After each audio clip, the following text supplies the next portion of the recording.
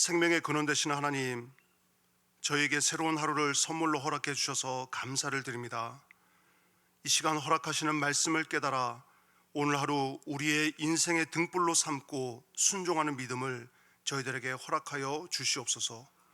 빛과 진리가 되시는 예수 그리스도의 이름으로 기도드립니다. 아멘. 오늘 함께 보실 하나님의 말씀은 요한복음 3장 1절부터 15절까지의 말씀입니다. 요한복음 3장 1절부터 15절까지 말씀, 우리 함께 합독하겠습니다. 그런데 바리새인 중에 니고데모라 하는 사람이 있으니 유대인의 지도자라. 그가 밤에 예수께 와서 이르되, 랍비여, 우리가 당신은 하나님께로부터 오신 선생인 줄 아나이다. 하나님이 함께 하시지 아니하시면 당신이 행하시는 이 표적을 아무도 할 수 없음이니이다. 예수께서 대답하여 이르시되, 진실로 진실로 내게 이르노니 사람이 거듭나지 아니하면 하나님의 나라를 볼 수 없느니라. 니고데모가 이르되, 사람이 늙으면 어떻게 날 수 있사옵나이까? 두 번째 모태에 들어갔다가 날 수 있사옵나이까? 예수께서 대답하시되, 진실로 진실로 내게 이르노니 사람이 물과 성령으로 나지 아니하면 하나님의 나라에 들어갈 수 없느니라. 육으로 난 것은 육이요 영으로 난 것은 영이니 내가 내게 거듭나야 하겠다 하는 말을 놀랍게 여기지 말라. 바람이 임의로 불매 내가 그 소리는 들어도 어디서 와서 어디로 가는지 알지 못하나니 성령으로 난 사람도 다 그러하니라. 니고데모가 대답하여 이르되, 어찌 그러한 일이 있을 수 있나이까? 예수께서 그에게 대답하여 이르시되, 너는 이스라엘의 선생으로서 이러한 것들을 알지 못하느냐? 진실로 진실로 내게 이르노니 우리는 아는 것을 말하고 본 것을 증언하노라. 그러나 너희가 우리의 증언을 받지 아니하는도다. 내가 땅의 일을 말하여도 너희가 믿지 아니하거든 하물며 하늘의 일을 말하면 어떻게 믿겠느냐? 하늘에서 내려온 자 곧 인자 외에는 하늘에 올라간 자가 없느니라. 모세가 광야에서 뱀을 든 것 같이 인자도 들려야 하리니 이는 그를 믿는 자마다 영생을 얻게 하려 하심이니라. 아멘. 오늘 이제 우리는 요한복음 3장을 함께 묵상하게 됩니다. 요한복음 3장에서 중요한 그 주제, 핵심 주제 가운데 하나는 영생인데요. 특별히 이제 3장 이 전반부에서는 니고데모와 예수님과의 대화를 통해서 영생이 무엇인지 우리에게 예수님께서 설명해 주시고자 합니다. 앞에서 우리가 살펴보았듯이 예수님께서 성전의 역할을 바르게 세우기 위해서 성전 정화 사건을 일으키셨고, 그리고 예수님을 통해서 펼쳐지는 각종 표적들에 대한 소문이 이제 예루살렘 안에 퍼져나가게 되면서 아마 적지 않은 그런 소동을 일으켰을 것 같습니다. 그리고 예수님을 따르는 사람들의 수가 날마다 더 늘어갔고 소문이 더 퍼져나가면서 결국 그 소문이 그 당시 종교 지도자들의 귀에도 들어갔겠죠. 특별히 우리가 어제 살펴봤던 2장 내용에 보면 성전을 정화하는 사건에서 예수님과 유대인들 간에 미묘한 신경전이 생기기 시작합니다. 그리고 그들이 예수님을 바라보는 시선이 결코 긍정적이지가 않았습니다. 어쩌면 예수님의 등장이 자기들이 지금까지 누려왔던 모든 기득권과 또 어두운 이익들, 이런 것들을 빼앗길 수 있다라고 하는 생각이 아마 그들에게 찾아왔을 수 있기 때문입니다. 오늘 3장 말씀을 보시면 3장 1절에 그런데 이렇게 시작을 하죠. 2장 23절에 언급된 대로 니고데모는 여전히 많은 사람들 가운데 한 사람으로 자리 잡고 있었습니다. 단지 표적을 보고 예수님을 믿는 사람들 중에 하나였고 유대인의 무리 가운데 하나였습니다. 그러나 그의 마음 가운데 예수님에 대한 소문이 들려지기 시작했을 때 예수님에 대해서 알고 싶어하는 그런 의지가 그 많은 사람들 전체 무리 가운데서 그의 마음을 좀 요동하게 한 것 같습니다. 그래서 요한은 그 많은 무리들이 있었지만 그 가운데 니고데모를 주목하면서 니고데모의 변화를 시작할 때 그런데 이렇게 시작을 하죠. 그런데 바리새인 중에 니고데모라 하는 사람이 있으니 유대인의 지도자였다라고 기록을 합니다. 니고데모는 예수님의 소문을 들었을 때 그가 어둠 속에서 빛으로, 그리고 이후에 예수 그리스도를 옹호하는 사람으로 변화되게 되고요. 그 이후에는 예수님을 따르는 추종자로까지 그가 성장하게 됩니다. 마찬가지로 여러분, 우리가 이 땅을 살아가면서 우리가 먼저 예수 믿은 자들로서 또 새로운 VIP들에게 우리가 보여줘야 할 모습은 주님이 나와 함께 하신다, 그리고 내 삶 속에서 주님이 나의 삶의 주인 되신다 라고 하는 빛된 삶을 우리가 살아갈 때, 아직까지 주님을 알지 못하는 그 VIP들이 우리의 삶 속에서 마치 니고데모처럼 한 줄기 빛을 발견하고 예수 그리스도께로 나올 수 있는 그런 첫 출발이 될 줄 믿습니다. 그런 일에 저와 여러분들이 쓰임받는 삶이 될 수 있기를 축원합니다. 2절 말씀해 보시면, 그가 밤에 예수께 와서 이르되 랍비여, 우리가 당신은 하나님께로부터 오신 선생인 줄 아나이다. 하나님이 함께 하시지 아니하시면 당신이 행하시는 이 표적을 아무도 할 수 없음이니이다 라고 기록을 합니다.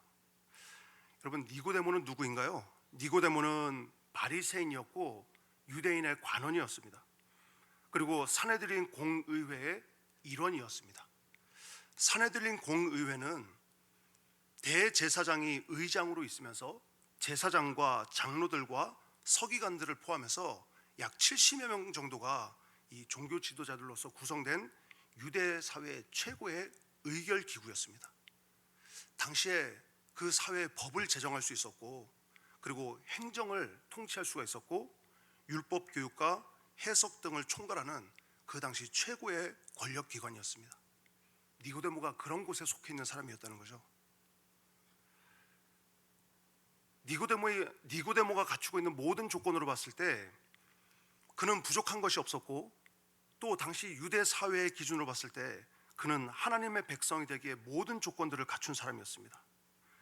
혈통적으로도 율법의 기준으로도 합한 사람이었고, 율법에 밝은 교사였고, 사회적으로도 존경받았고, 종교적으로 도덕적으로도 흠 잡을 곳이 없는 사람 같아 보였습니다. 세상의 기준으로는 모든 것을 다 갖추었지만 지금 니고데모가 예수님 앞에 찾아 나왔을 때는 분명히 어딘가 부족함이 있었기 때문에 찾아 나왔었겠죠. 바로 자기 마음 가운데 있는 그 공허함, 또는 삶의 불안함, 그리고 인생의 어떤 해답을 찾지 못하는 이런 영적인 상태. 니고데모는 자기가 속해 있는 사회적인 지위나 율법을 통하여서 이런 마음의 공허함이 채워지지 않는다는 것을 그는 깨달으면서 바로 빛 대신 예수님에게 찾아 나오게 되는 겁니다.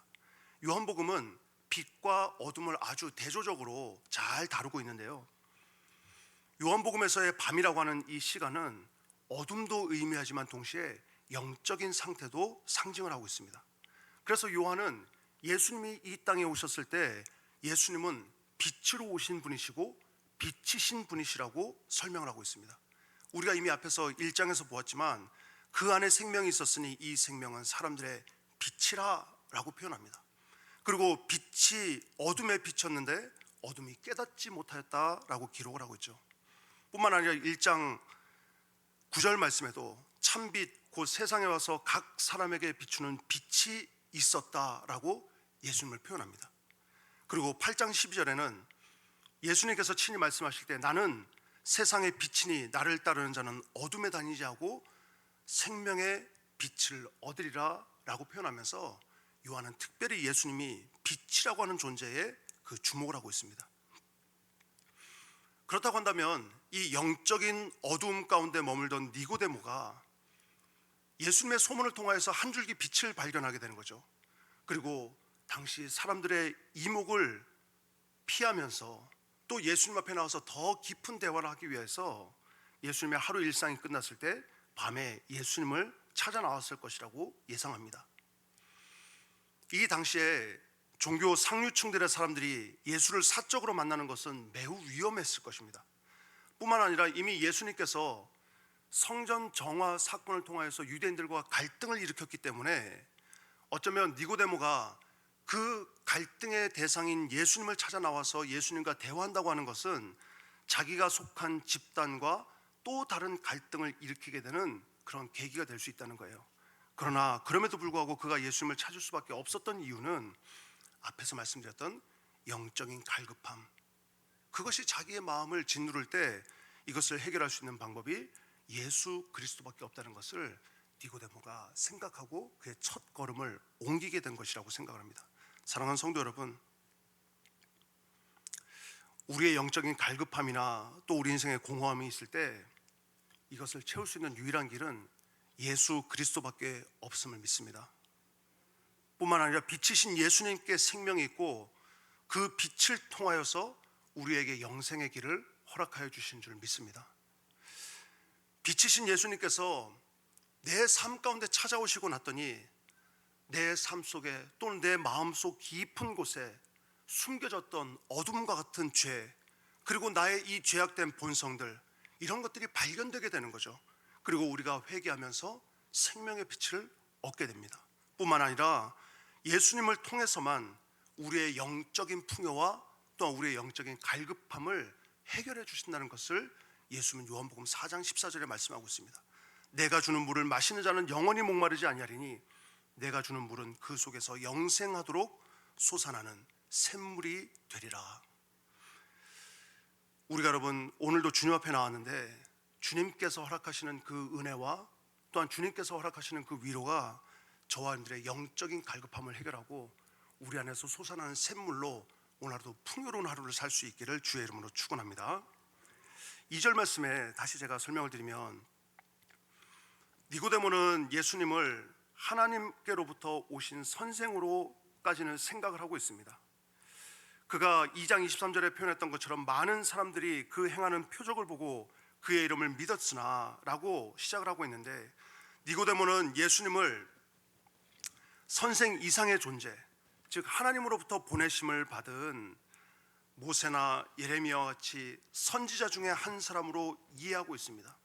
그런데 더 나아가서 니고데모는 그의 마음 가운데 혹시 그가 약속된 메시아는 아닐까 하는 그런 궁금증이 생기게 되고, 그러면서 예수님 앞에 그의 걸음을 옮기게 됩니다.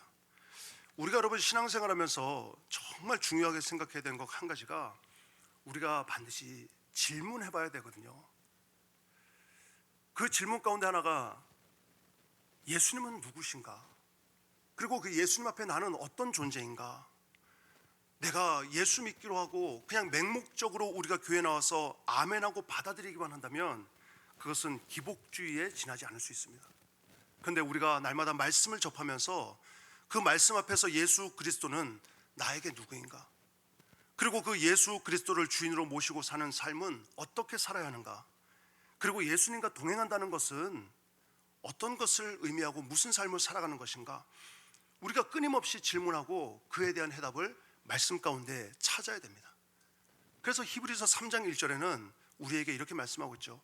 그러므로 함께 하늘의 부르심을 받은 거룩한 형제들아, 우리가 믿는 도리의 사도이시며 대제사장이신 누구를 깊이 생각하라고요? 예수를 깊이 생각하라.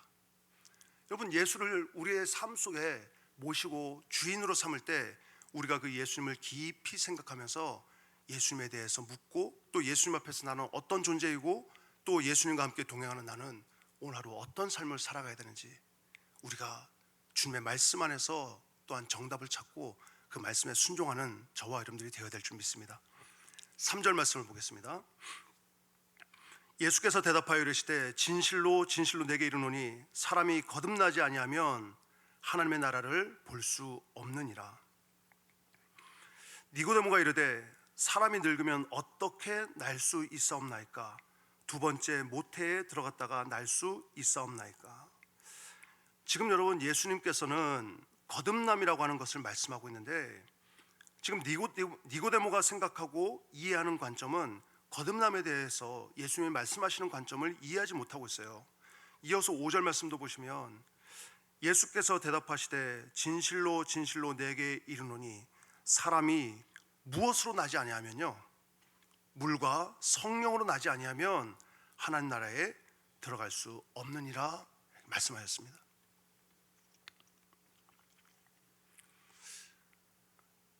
나다나엘의 이야기를 통해서 예수님은 사람의 마음 속에 있는 것을 이미 다 아시는 분으로 우리에게 말씀해 줬습니다. 사람의 속에 있는 것을 아시는 주님은 니고데모가 그 밤에 예수님에게 왜 찾아 나왔는지 그의 마음속 깊은 곳을 이미 아셨겠죠. 그리고 그에게 예수님께서 하시고자 하는 말씀은 거듭나야 된다, 거듭남이라고 하는 말씀을 그에게 주고 있는데요, 예수님께서 거듭남이라고 하는 것을 말씀하실 때 니고데모는 충격을 받기도 하고 또 이해하지도 못했어요. 어떻게 거듭나지? 어떻게 다시 태어나지? 이렇게 장성한 몸이 다시 어머니 몸속에 들어갔다가 나와야 거듭나는 것인가? 이해하지 못하는 이 관점. 그러니까 니고데모는 예수님 앞에 나오긴 했지만 그는 여전히 육신의 눈과 육신의 관점으로 예수님의 말씀을 이해하려고 했어요. 근데 예수님께서 원하시는 것은 영적인 눈을 열어서 그 진리의 말씀을 깨닫기를 예수님께서는 원하고 있었죠.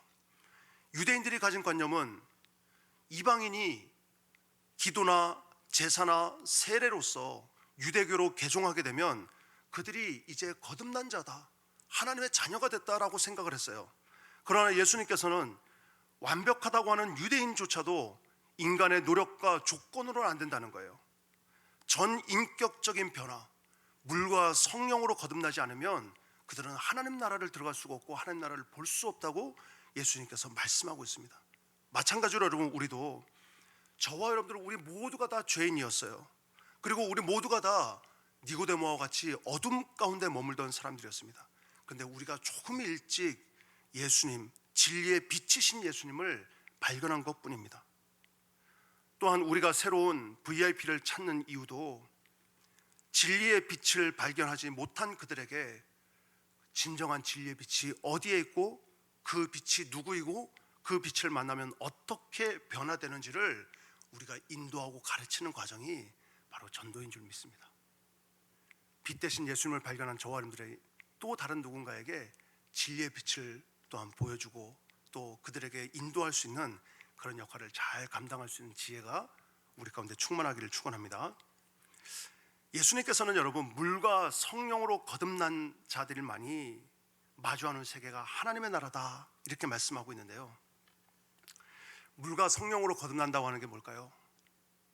저도 이 부분을 고민하고 있는데 어제 하나님께서 목사님 통화해서 정답을 주시더라고요.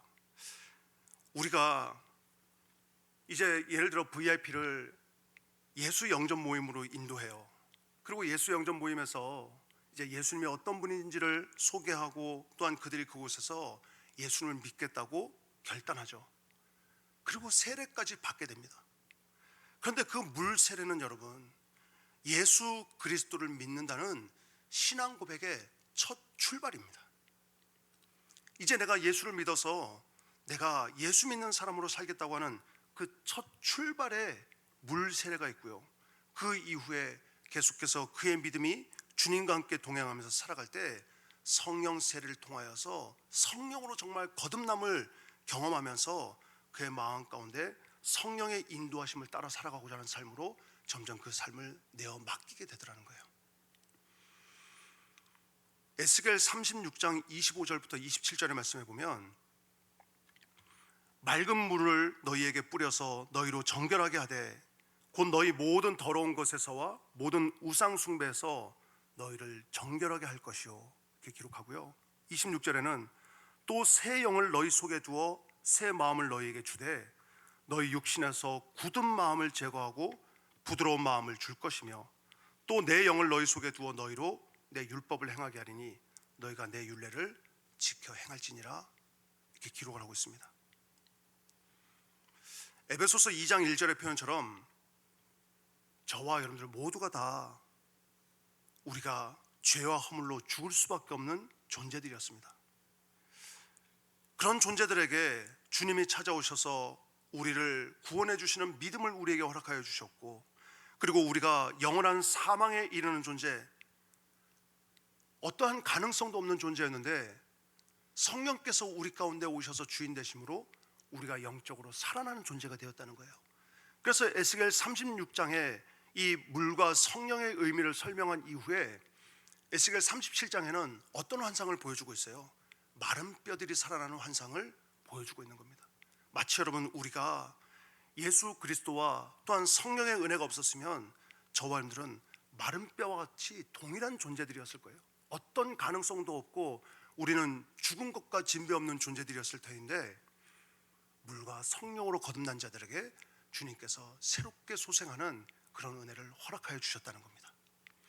뿐만 아니라 에스겔 11장 19절에도 같은 말씀을 하고 있는데요, 내가 그들에게 한 마음을 주고 그 속에 새 영을 주며 그 몸에서 돌 같은 마음을 제거하고 살처럼 부드러운 마음을 주겠다는 거예요.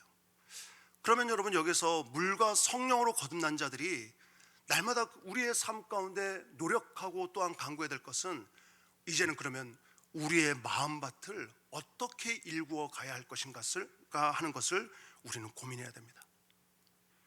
내 마음 가운데 돌과 같은, 돌멩이와 같은 마음들이 우리 마음 가운데 있다면, 여러분, 성령으로 거듭난 자들은 날마다 우리의 삶 속에서 성령 하나님께 기도하면서 우리 마음 가운데 있는 돌 같은 마음이 제거되길 위해서 기도해야 될 줄 믿습니다.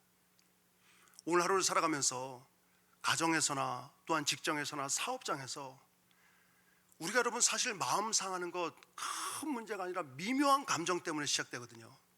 그런데 그 미묘한 감정이 우리 마음 가운데 들어와서 마치 밭에 있는 돌멩이와 같이 박힐 때 우리가 조금의 주저함도 없이 성령의 도우심을 받아서 이 돌멩이를 제거하고 우리의 마음을 옥토와 같이, 마태복음 13장에 비유 있는 옥토와 같이 우리의 마음을 일구어서 그 안에 하나님의 말씀의 씨앗이 떨어지고 뿌리 내릴 때 성령의 열매가 30배, 60배, 100배의 결실을 맺는 줄 믿습니다.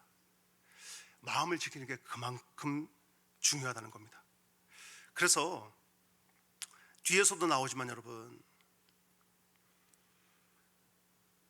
예수님께서 인자가 십자가에 달려야 할 것을 노뱀 사건을 통하여서 말씀해 주고 있는데, 노뱀 사건, 그러니까 이스라엘 백성들이 홍해길을 따라서 에돔 땅을 지나가다가 그들이 거기에서 불평하고 불만하면서 이 노뱀 사건의 근원이 되거든요. 근데 그 출발점이 뭐냐면, 사실 보면 이스라엘 백성들이 그들의 마음을 지키지 못한 것에서 출발하게 됩니다. 민수기 21장 4절 말씀에 보면, 백성이 호르산에서 출발하여 홍해길을 따라서 에돔 땅을 우회하려고 했거든요. 그런데 그들의 마음이 자기들이 가야 되는 그 길로 인하여서 마음이 상하게 됩니다. 잠언 4장 23절 말씀처럼 모든 지킬 만한 것 중에 더욱 무엇을 지켜야 돼요? 왜? 우리 마음을 지키라는 거예요. 왜냐하면 생명의 근원이 여기에서 나기 때문에 그렇다는 겁니다. 이스라엘 백성들이 마음을 지키지 못했거든요. 그 무리들 가운데 곳곳에서 불평과 불만의 소리들이 나오기 시작하는 거예요. 그런데 그 불평과 불만이 조금 더 발전하고 성장하다 보니까 그들이 백성이 하나님과 모세를 원망하기 시작합니다. 처음에는 마음이 상하였는데 상하였던 마음이 원망으로 더 커지게 되고요. 원망이 되다 보니까 자기들의 과거의 이야기까지 가지고 오면서, 우리가 과거에 애굽 땅에서 살았을 땐 이랬는데 하면서 그 과거의 이야기까지 가지고 오면서 자기들의 마음을 상한 일에 더 보태기 시작합니다. 그리고 그 불평과 불만이 나중에는 범죄로 이어지게 되고, 그 범죄 이후에 어떻게 돼요? 죽음에까지 이르게 된다는 겁니다. 사랑하는 성도 여러분, 오늘 하루 살아갈 때 우리가 그 어떤 것보다 저와 여러분들의 마음 가운데 성령님의 인도하심과 지배하심이 있도록 우리가 하나님 앞에 기도하고 우리의 마음 잘 지킬 수 있는 지혜가 있기를 주의 이름으로 축원합니다. 7절 말씀을 보겠습니다. 내가 내게 거듭나야 하겠다 하는 말을 놀랍게 여기지 말라. 바람이 임의로 불매 내가 그 소리는 들어도 어디서 와서 어디로 가는지 알지 못하나니 성령으로 난 사람도 다 그러하니라. 니고데모가 대답하여 이르되 어찌 그러한 일이 있을 수 있나이까? 예수께서 그에게 대답하여 이르시되 너는 이스라엘의 선생으로서 이러한 것들을 알지 못하느냐? 진실로 진실로 내게 이르노니 우리는 아는 것을 말하고 본 것을 증언하노라. 그러나 너희가 우리의 증언을 받지 아니하는도다. 내가 땅의 일을 말하여도 너희가 믿지 아니하거든 하물며 하늘의 일을 말하면 어떻게 믿겠느냐. 니고데모는 율법의 지식에는 아주 해박했습니다. 그런데 여전히 예수님과의 대화 가운데 그는 영적인 눈을 뜨지 못하고 육적인 눈이 그를 지배하고 있었죠. 예수님께서 계속해서 영적인 시각이 열릴 것을, 또 영적인 시선의 관점을 그에게 계속해서 말씀하고 있어요. 그래서 니고데모를 비롯한 영으로 거듭나지 못한 자들이 이 성령의 세계, 그리고 하나님의 세계, 그리고 우리의 삶 가운데 일어나는 모든 일들을 믿음의 눈으로 바라보지 못하면 하나님의 역사를 발견하지 못하고 깨닫지 못하는 거예요. 마찬가지로 우리가 신앙생활하면서 교회 1년, 5년, 10년 그 이상 다니고 일평생 다니고, 또 우리가 하나님의 말씀도 읽지만 예수 그리스도를 내 삶의 완전한 주인으로 우리가 인정하지 못하고 모시지 못했다면 니고데모와 같이 여러분, 우리의 삶 가운데 일어나는 일상의 영적인 관점과 영적인 시선으로 이것을 이해하고 받아들이기가 어렵다는 거예요. 우리가 성령의 조명과 성령의 도우심으로 신령한 믿음의 눈이 열릴 수 있기를 간구할 수 있기를 바라고, 그리고 하나님의 말씀에 우리가 순종하기를 힘쓸 수 있게 우리가 기도하고 간구할 수 있기를 바라고요. 그리고 우리에게 펼쳐지는 오늘 하루의 삶에 분명한 환경들이 있습니다. 그런데 그 삶 속에 하나님께서는 결코 우연히 우리의 삶을 그렇게 인도하시는 분은 아니시란 말이죠. 그렇기 때문에 저와 여러분들의 삶 속에 오늘 하루 일어나는 모든 일들을 우리가 믿음의 눈으로 바라보고, 거기서 우리가 어떤 믿음의 선택을 해야 할지 우리가 지혜를 가지고 믿음의 눈으로 오늘 하루를 살아가는 환경에 순종하는 하루가 될 수 있도록 우리가 오늘도 기도하면서 하나님께 지혜를 구해야 될 줄 믿습니다. 13절 말씀에는 하늘에서 내려온 자 곧 인자 외에는 하늘에 올라간 자가 없느니라. 창세기 5장 24절에 에녹의 이야기와 열왕기하 2장 9절 이하에 있는 엘리야의 이야기를 보면 에녹과 엘리야는 땅에서 하늘로 승천한 사실을 성경에 기록하고 있습니다. 근데 그들이 태어난 곳은 이 땅이에요. 흙에 속하던 자들이 산채로 하늘로 올라갔죠. 반면에 예수님께서는 예수님 본인을 말씀하실 때 예수님은 본래 영원전부터 하늘에 계시던 성자 하나님이었습니다. 그런데 이 땅에 내려오신 이유가 바로 죄인된 저와 여러분들을 구속하기 위해서 이 땅에 내려오셨다는 거죠. 이것은 이 세상 죄인들, 저와 여러분들을 하나님이 얼마나 사랑하시는지를 보여주고 있는데, 그 마음이 바로 우리가 내일 살펴보게 될 3장 16절에 기록을 하고 있습니다. 그래서 예수님께서는 인자 외에는 하늘에서 내려온 자도 없고 또 인자 외에는 하늘에 올라간 자도 없다라고 표현하면서 14절 말씀에 모세가 광야에서 뱀을 든 것 같이 인자도 들려야 하리니 이는 그를 믿는 자마다 영생을 얻게 하려 하심이라. 예수님께서 니고데모를 보실 때 니고데모는 율법에 능통한 자였어요. 우리가 여러분 믿음 생활한다고 할 때, 그리고 우리가 신앙생활하면서 어떻게 하나님을 알아야 되지? 하나님은 어떤 분이지? 주님께서는 저와 여러분들의 믿음의 수준에 딱 맞는 해석과 설명을 해주시는 분이세요. 니고데모는 율법에 능통한 자였거든요. 그러면 그가 가지고 있는 바로 이 노뱀 사건은 이미 니고데모가 너무나 잘 알고 있는 사건이에요. 근데 그 사건의 진정한 의미를 모를 뿐이었죠.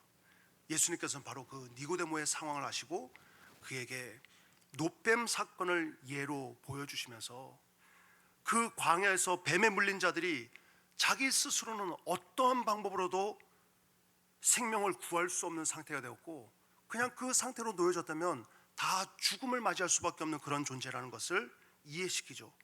뿐만 아니라 예수님께서 이 땅에 오셔서 십자가에 못 박히신다고 하는 것은 그 사실을 믿는 자들이 광야에서 뱀에 물렸지만 그 가운데 유일한 살 길은 노뱀을 바라보는 것과 같이 예수님을 바라보고 예수님을 영접하는 것, 이것이 유일한 구원의 길이라는 것을 아주 쉽게 그리고 또 이해할 수 있게 또 니고데모의 모든 상황을 배려해서 설명해 주고 있습니다.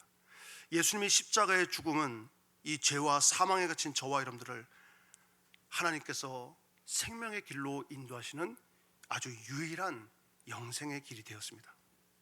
결국 니고데모의 질문, 사람이 어떻게 거듭나야 하는가? 여기에 대해서 예수님께서는 바로 노뱀처럼 십자가에 달리신 예수 그리스도를 믿는 믿음으로만 가능하고 날마다 예수님과 동행하는 삶으로 여생을 살아가는 자들에게 영생이 약속된다는 것을 말씀해 주고 있는 겁니다. 말씀을 마무리하겠습니다. 여러분, 니고데모와 같은 영적인 어둠 가운데 처해였거나 또 우리가 믿음의 삶을 살면서 내 영적인 상황이 그 과거의 뜨거움보다 잠시 좀 주저앉아 있다면 빛 대신 예수님 앞에 나와서 우리의 모든 상황을 다 아뢰고 또 우리의 모든 상황까지 다 아시는 예수님 앞에 나와서 정말 그분의 도우심으로 우리의 영적인 회복을 간구하는 그런 오늘 이 새벽이 될 수 있기를 주의 이름으로 축원합니다. 뿐만 아니라 언제나 우리의 삶 속에 내가 먼저 빛 대신 예수님을 찾았고 그 진리 대신 예수 그리스도를 발견하였다고 한다면 우리 주변에 빛을 몰라서 방황하는 자들, 그들에게 또다시 예수 그리스도에 대해서 초청하고 또 그들이 빛 대신 예수님을 발견할 수 있도록 우리 개인이 또 우리 목장이 우리 교회에서 그들을 잘 섬기면서 정말 그들도 이후에 물과 성령으로 거듭나서 정말 진리 대신 예수님을 쫓을 수 있는 그런 믿음의 삶으로 살아갈 수 있도록 우리가 또 섬기고 돕는 일에 저희들의 삶이 쓰임받는 그런 하루가 될 수 있기를 주님의 이름으로 간절히 축원합니다. 기도하겠습니다. 하나님 아버지, 저희들이 믿음 생활하면서 표적만 쫓는 신앙이 아니라 날마다 물과 성령으로 거듭나 거룩한 하나님의 나라를 소망하면서 이 땅에서 살아갈 수 있도록 저희들을 도와주시옵소서. 날마다 우리의 속사람이 더욱더 경건해지고 더욱더 거룩하게 되어질 수 있도록 인도하여 주시고, 무엇보다 하나님, 오늘 하루 우리가 살아가면서 우리의 마음과 생각을 잘 지키고 그 가운데 진리의 말씀인 생명의 말씀을 우리 마음밭에 심어서 성령의 거룩한 열매를 30배, 60배, 100배로 맺어서 하나님께 영광 돌려드리는 저희 모두가 될 수 있도록 도와주시고 인도하여 주시옵소서. 참 빛으로 세상에 오신 예수 그리스도의 이름으로 간절히 기도드리옵나이다. 아멘. 잠시 봉헌 기도하겠습니다. 하나님 아버지, 귀한 예물을 하나님 앞에 드린 손길들이 있습니다. 하나님께서 이 손길들을 기억하여 주시고 또한 이 가운데 주님 앞에 기도의 제목과 또한 감사의 마음을 담아서 구별한 줄 믿습니다. 하나님 드린 예물 또한 드린 손길, 그들의 모든 상황과 여건 하나님께서 살펴 헤아려 주시고 전능하시고 권능의 주께서 오늘도 붙들어 주시고 그들의 삶 가운데 하나님의 역사하심과 응답이 있도록 주님 일하여 주시고 주장하여 주시옵소서. 예수 그리스도의 이름으로 간절히 축복하며 기도드리옵나이다. 아멘. 주님의 기도하시겠습니다. 하늘에 계신 우리 아버지, 아버지의 이름을 거룩하게 하시며 아버지의 나라가 오게 하시며 아버지의 뜻이 하늘에서와 같이 땅에서도 이루어지게 하소서. 오늘 우리에게 일용할 양식을 주시고 우리가 우리에게 잘못한 사람을 용서하여 준 것 같이 우리 죄를 용서하여 주시고 우리를 시험에 빠지지 않게 하시고 악에서 구하소서. 나라와 권능과 영광이 영원히 아버지의 것입니다. 아멘.